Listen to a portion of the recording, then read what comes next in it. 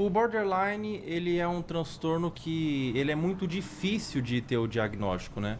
Ele é um transtorno que é muito confundível com outros transtornos, é um transtorno que tem um diagnóstico meio dúbio, não é tão claro quanto eu imagino a psicopatia. É, como saber se eu sou borderline? Como que é o diagnóstico do borderline? Tá, então assim, na verdade, nenhum desses transtornos e transtornos de forma geral não. Fala, minha galera, hoje vamos reagir a um vídeo do Fel, com a live do Fel, quando ele fala sobre transtorno de borderline. Eu, falar a verdade, não conheço muito bem o que não, filhinho, mas tem alguma a ver com psico, né? Psiquiatria, essas paradas aí, depressão, envolve, tá no meio do pacote aí. Vamos ver aqui, o Fel que levou uma psiquiatra lá e vamos ver o que eles falaram a respeito do borderline. Ô, Adriana, tira o zoom da câmera, gentileza. Pode vir pra cá, Tariana!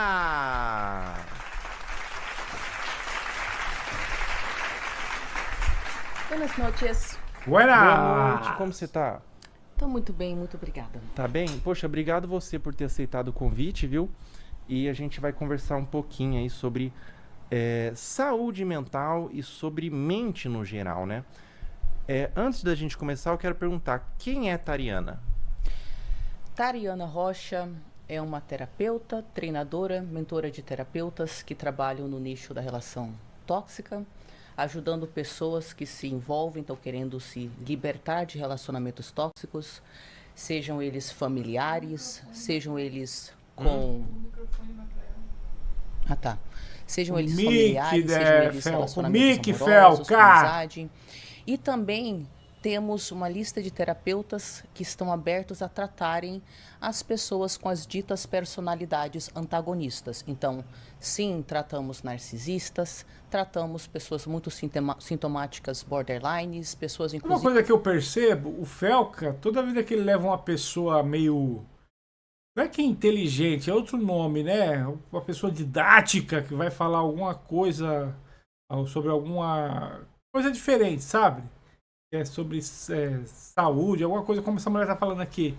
Ele levou um neurocientista lá, foi um papo meio cabeça, ele ficou com essa mesma cara aqui, ó. Essa mesma cara aqui. Ele ficou só... Observe, vocês voltem um vídeo aí, eu procurem aí. Felca e o neurocientista. Ele tá com esse mesmo rosto aqui, essa mesma cara observando. Mó barato. Inclusive no espectro antissocial, histriônicos, bem como codependentes, neurodivergentes. Eu vim de um histórico pessoal onde eu cortei contato com a minha mãe, que é narcisista. Narcisista. Sim. E eu vi na época que não tinha informação sobre esse assunto e eu via que os profissionais se sentiam muito desconfortáveis ao falar sobre mãe e pai. E aí eu queria repassar para as pessoas informações que salvaram a minha vida. Então, grande parte do meu trabalho começou com essa validação da experiência das pessoas que estão lidando com mãe e pai, que estão nesses espectros de personalidades mais controladoras, antagonistas, que acabam adoecendo as pessoas que estão por perto, porque é muito confuso a gente se validar, a gente se sente um monstro, e eu queria passar para as pessoas como é que a gente se liberta disso, como é que a gente lida com isso. Então hoje eu tenho um canal de YouTube, Instagram, enfim, o meu foco agora, além de ter desestigmatizado essa questão familiar, é trazer esperança para as próprias pessoas que estão nesses espectros e que queiram se tratar. Do narcisismo. Todos esses que são estigmatizados, né? Estou num processo também de aprendizado da melhor forma de fazer isso. Então, existem algumas pessoas, particularmente jovens, no espectro narcisista, borderline, que era considerado intratável, tá? Nos anos 90. Borderline. Era o narcisista dos anos 90, era o monstro que não tinha como tratar, entendeu? Hoje tem um monte de terapia específica para borderline, né? Que a gente possa, sem romantizar nada, e empoderando os sobreviventes, que a gente possa criar um espaço para todo mundo que vai se percebendo nesses espectros, para perceber que com muito esforço, mais esforço do que a gente imagina, tá? Mas com muito esforço, a longo prazo, melhorias são possíveis. O borderline, ele é um transtorno que ele é muito difícil de ter o diagnóstico, né? Ele é um transtorno que é muito confundível com outros transtornos, é um transtorno que tem um diagnóstico meio dúbio, não é tão claro quanto eu imagino a psicopatia. Como saber se eu sou borderline? Como que é o diagnóstico do borderline? Tá, então assim, na verdade, nenhum desses transtornos e transtornos de forma geral não são tão fáceis de diagnosticar, tá? A realidade é que demora anos para você ir percebendo um paciente Caramba! e fazer uma boa anamnese de vários acontecimentos que vão colocando a pessoa nesse canto ou naquele canto. E por que eu estou falando isso? Muita gente que, por exemplo, é diagnosticado com depressão, descobre que isso tem a ver com, na verdade, uma neurodivergência não tratada. Então, a primeira predisposição para a depressão foi uma neurodivergência num ambiente torto, né? Então, borderline tem características específicas que eu vou mencionar daqui a pouco, mas é muito importante entender que a gente está se movendo distante dessa ideia de que essa categoria de transtorno não conversa com aquela categoria que não conversa com aquela categoria. Na realidade, quando você percebe seres humanos, a gente percebe que essa pessoa tem uns traços que podem incluir uns traços daquele transtorno que é parecido, que pode incluir traços daquele outro transtorno. Então, isso acontece em várias áreas. Por exemplo, neurodivergentes... Caramba, falando com a psiquiatra aí, tá dando até sono, cara. Você acredita? Caramba, a psiquiatra dá esses remédios aí que dá sono, né? Clonazepam, diazepam, né? Parece que tem a energia, né? A gente ficar calminho, o psiquiatra já passa isso, só deu até sono, cara. Caramba, e é porque ela não receitou nada ainda, hein? Antigamente a gente achava, autista tá para lá, TDAH tá para cá. Hoje nós sabemos que é extremamente comum uma pessoa autista ter traços ou diagnóstico de TDAH e uma pessoa TDAH ter traços ou diagnóstico de autismo, como pode envolver também superdotação, como pode envolver bipolaridade. No caso, por exemplo, de transtornos psicóticos, em vez de é transtorno esquizoafetivo ou esquizofrenia, nós entendemos que a pessoa pertence a um grupo que contém vários transtornos que envolvem sintomas psicóticos e ela pode ter uma mistureba de sintomas. No caso borderline pertence a um grupo de transtornos de personalidade que são muito estigmatizados, e eu estou aqui para a gente pensar sobre isso de uma forma diferente enquanto a gente se protege. A gente não pode romantizar.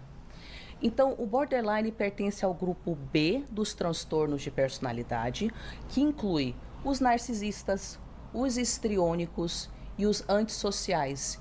Também tem o grupo A e o C, e borderline, como esses outros transtornos, também podem ter traços do grupo A ou do C. E também, diante de gatilhos mais fortes, pode parecer que uma pessoa que tem um diagnóstico migra para outro. Mas o que está acontecendo é que uma parte da personalidade dela, diante de um forte gatilho, assume uma posição muito mais intensa numa tentativa de proteger a personalidade contra uma dor. Então, borderline costuma ter quais sintomas? Lembrando que é tudo misturado na prática, tá? Borderline é marcado, acima de tudo, por desregulação emocional, gatilho forte de abandono, um enorme vazio, dificuldade de regular a raiva, ok? Um senso de identidade instável. Então, o que isso quer dizer?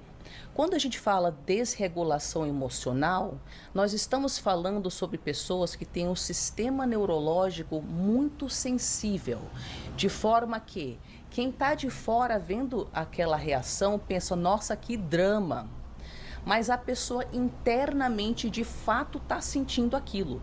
Ela está sentindo uma resposta emocional que a sobrecarrega de tal forma que, quando ela tem esse gatilho, ela pode ter várias partes da personalidade que fazem coisas diferentes para lidar com essa intensidade absurda. Meio complexa, né? Algumas pessoas borderline viram toda essa intensidade para si e podem se fazer mal.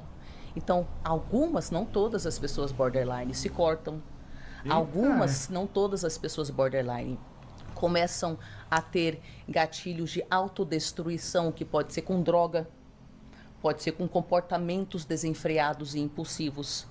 E algumas pessoas borderline externalizam esse comportamento. É como se uma parte da personalidade dela, ao se sentir profundamente injustiçada numa relação interpessoal, falasse: peraí que eu vou proteger a gente. E nesse estado de intensa raiva, a pessoa borderline que externaliza, nem todo borderline externaliza essa raiva. Alguns voltam só para si, alguns fazem as duas coisas. Mas nesse estado, para quem externaliza, a pessoa pune duramente quem está por perto. E quem está por perto não está entendendo a intensidade da resposta dela. Então, quem está por perto, da mesma forma que a pessoa borderline se sente injustiçada, pois ela sente tão intensamente o gatilho, a pessoa que está por perto também se sente injustiçada, porque eu não estou entendendo por que você está reagindo dessa forma tão intensa. Ela demora mais para se regular. Ela é... Vocês conhecem ou sabem alguém que tem borderline? Caramba, hein? Só vou deixar aqui o link com essa live que foi super legal com o Fel, que é a psiquiatra, tá? Lá ela explica várias outras doenças e sintomas, não só borderline, fala da depressão, ansiedade e muitas outros sintomas aí, tá? Tá bem legal, vou deixar o link abaixo aí, vocês podem conferir lá direto na live do Fel. Valeu, rapaziada!